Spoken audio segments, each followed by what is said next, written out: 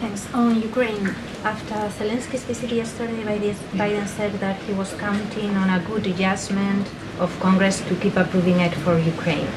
How confident is he that Republicans are going to keep approving additional funding in an election year? So, look, this is something that Jake Sullivan spoke to, our national security advisor spoke to yesterday. As you know, he's been very much involved in having conversations on the Hill with congressional members, both Democrat and Republican, sitting down, talking through the importance of continuing the funding. We have said over and over again how much we appreciate the strong bipartisan support that we've seen for Ukraine in helping them fight in this war as they're fighting for their democracy. So we're going to continue to be confident. We're going to continue to have those conversations, and we believe, and that's what when I said earlier about how important it was for the two leaders to have this bilateral engagement yesterday. The message that it sends is that we should that we are going to continue to support Ukraine. So we're confident in that support, that bipartisan support for Ukraine, and so we're just going to continue to have those conversations.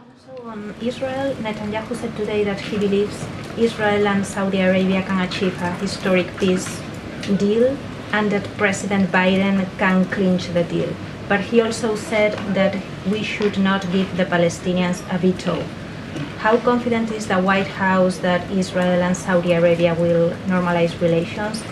Is it possible a deal without the Palestinians? Would Biden still like it? I mean, if it doesn't include the Palestinians? So a couple of things, and this is something that Jake Sullivan spoke to when he spoke to normalization.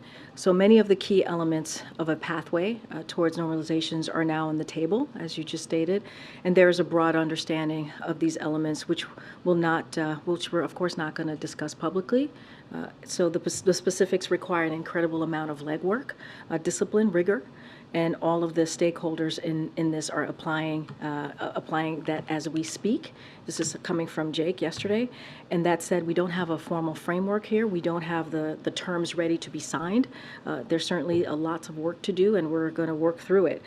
Look, a normalization agreement between Israel and Saudi Arabia will include a serious component dealing with the fundamental issue between Israeli and Palestinian. This is to your question.